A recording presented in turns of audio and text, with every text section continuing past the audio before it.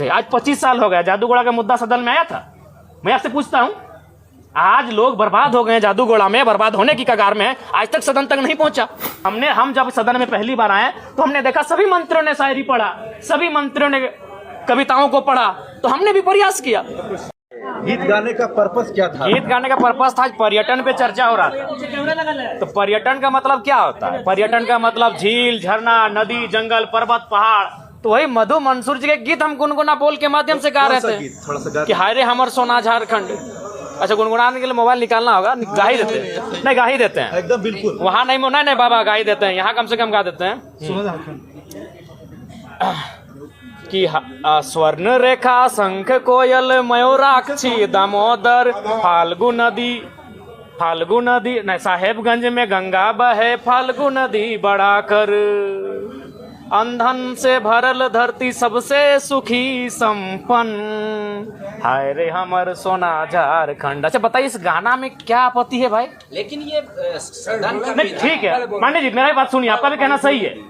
हम पहली बार चुन के आए हैं कि हमको मालूम है कि गुनगुनाना नहीं चाहिए। हम किससे सीखेंगे? हम तो देख रहे हैं सीपी सिंह जी शायरी पढ़ रहे हैं, सब मंत्री शायरी पढ़ रहे हैं, हिंदी वाला हिंदी में, उर्दू वाला उर्दू में शायरी पढ़ रहे हैं। तो हम जब शायरी माइंड है तो गाना भी गा सकते हैं। हम नया मेंबर हैं, सीधी बात है। तो वही हमने कहा कि अध्यक्ष महोदय, अगर बोल गुनगुनाना नहीं चाहिए तो संसदीय मंत्री खड़ा होकर जब उनका बारी आएगा बोल देते कि जयराम बाबू बोल गुनगुनाना नहीं है, हम अगला बार जब मेरा भाषण होगा हम बोल नहीं गुनगुनाएंगे। लेकिन ये कहां का तर्क है? दो का मंत्री खड़ा हो गया है, संसदीय मंत्री तो बाद में, दो मंत्री खड़ा होकर टोक रहे हैं। तो वही हमने उनको कहा कि एक तो आपको आधा घंटा समय मिलता है। अच्छा एक बात बताइए, आदरणीय माननीय मुख्यमंत्री का शाहरुख खान बोल के 4-5 लोग बोले, तब तो आप नहीं बोले कि आप डायरेक्ट किसी सदस्य को नहीं बोल सकते हैं। भैया भाभी जब आधा घंटा, कल्पना भाभी, हेमंत सोरेन जब मंत्री लोग बोलने लगता है तब तो कोई नहीं बोलता है कि आप किसी व्यक्तिगत पे बात क्यों कर रहे हैं। हमने बस यही कहा था कि पर्यटन मंत्री हमारे पड़ोसी हैं, पराशर की ओर से वो भी आते हैं, उनके लिए गीत सुनाएंगे तो ठीक है, डायरेक्ट नहीं बोलना चाहिए।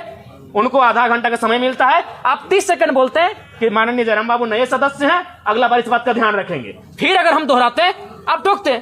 तो हमने उनको वही कहा, और हम तो भाई इसी पहचान से अंदर आए हैं, तो अंदर भी थोड़ी बख्शेंगे। हमारे साथ हमारे समय में कोई कटौती करेगा, हमारे साथ कोई अगर ज्यादा करेगा तो हम नहीं बख्शने वाले हैं, चाहे वो कोई मंत्री रहे चाहे वीआईपी रहे। वही हमने कहा, बैठिए चुपचाप। आप मंत्री ट्रेजरी बेंच पर बैठे, चुपचाप बैठिए। आपको मंत्री बनाया गया है काम करने के लिए, ये मीडिया में आने के लिए नहीं। उछल कूद मत कीजिए। हाँ, उनका हम सम्मान करते हैं, मंत्री है, माननीय है, लेकिन उनका ये व्यवहार उचित नहीं है। आज ये ज्ञान दे रहे हैं, उस दिन आपका ज्ञान कहां था जब आपने इरफान अंसारी जवाब दे ही रहे थे, आपने टोक दिया।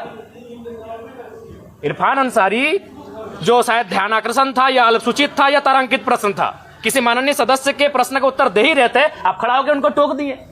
उनको सवाल का उत्तर देने देते हैं, उसके बाद आप कहते हैं कि ऑब्जेक्टिव टू ऑब्जेक्टिव होना चाहिए, एक्सप्लेनेशन नहीं। तब आपका संसदीय, अरे भाई नया चूंकि वित्त मंत्री जी अभी इलाज के लिए गए हैं, संसदीय मंत्री, इनको प्रभार मिला है, तो हमारे बड़े भाई माननीय भी उछल कूद करने लगे हैं, अपने आप को सदन से ऊपर ये लोग समझने लगे हैं। और खैर इरफान भाई साहब का तो आदत है, उनको भाई मीडिया में बने रहने के लिए उछल कूद करना जरूरी है। जिस दिन उनका बजट पारित होगा उस दिन तो बोलेंगे ही, और बाकी दिन भी हल्ला, लोगों को टोकना, ये उनका परंपरा बन चुका है। बोलना क्या चाह रहे थे? बोलना हम यही चाहते थे, पर्यटन का बात था। हम मधु मंसूर जो पद्म श्री विजेता है, हम उनका एक 4-5 लाइन का बोल था, उसको सुनाना चाहते थे। जयराम जी, तो आपको क्यों लग रहा है ऐसा क्यों हो रहा है? आप एक अपने दल जी के अकेला आसपास, विधायक बिल्कुल वही कारण है, उनको वही कारण है कि पूरा राज्य जयराम महतो को सुनता है। इस व्यक्ति को, इस लड़के को यहाँ से नियंत्रण में रखा जाए, मुद्दों की बात करता है, जिन मुद्दों को कहने से लोग डरते थे। आज 25 साल हो गया, जादूगोड़ा का मुद्दा सदन में आया था। मैं आपसे पूछता हूँ, आज लोग बर्बाद हो गए, जादूगोड़ा में बर्बाद होने की कगार में है, आज तक सदन तक नहीं पहुंचा, क्योंकि वो मुद्दे सदन तक आ नहीं पाते थे। और ये लड़का बिना डर का, बिना भय का उन मुद्दों को सदन तक लेके आता है। तो इन लोग को हालत खराब है हमसे, और बोलते हैं कि नहीं डायरेक्ट आप किसी सदस्य को नहीं लेकर सकते। कैसे नहीं होता है जी?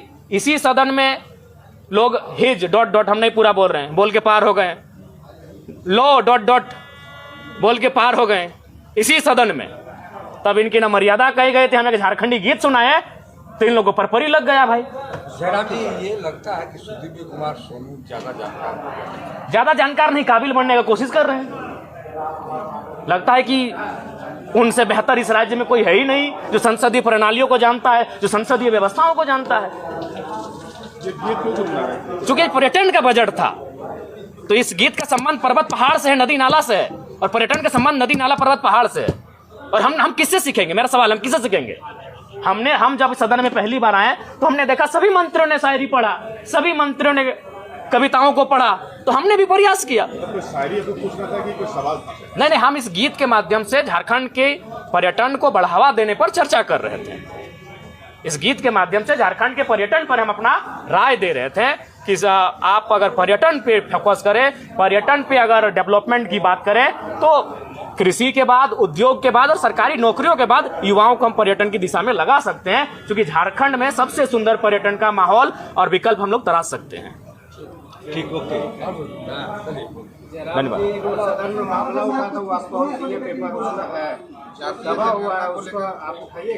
देखिए, आप तो जान ही रहे मामला, आप अभी हमें दिए हैं। हमारे पास जो मामले हैं पेंडिंग है 2 महीना 3 महीना से जो देके भेजे हैं, निस्संदेह हम विस्थापन के लिए हमने ध्यान आकर्षण डाल दिया है। अगर हमें बहस का मौका मिला, निस्संदेह। धन्यवाद। आपको लोग बोलता है कि अब सदन में भी जो है जयराम महतो से डरने लगा, इसलिए मंत्री जो इन्हीं को टोका टोकी करते हैं, दूसरे को उनको अगली बार जब मेरा बात आएगा तो इस बार हम बजट पे बात नहीं करेंगे, अपने विषय पे बात नहीं करेंगे, उनको ही हम अपना जो 2 मिनट का समय है पूरे मंत्रियों पर और जो खड़े हो रहे हैं डायस पे, उन पे ही हम अपना बात करेंगे। धन्यवाद।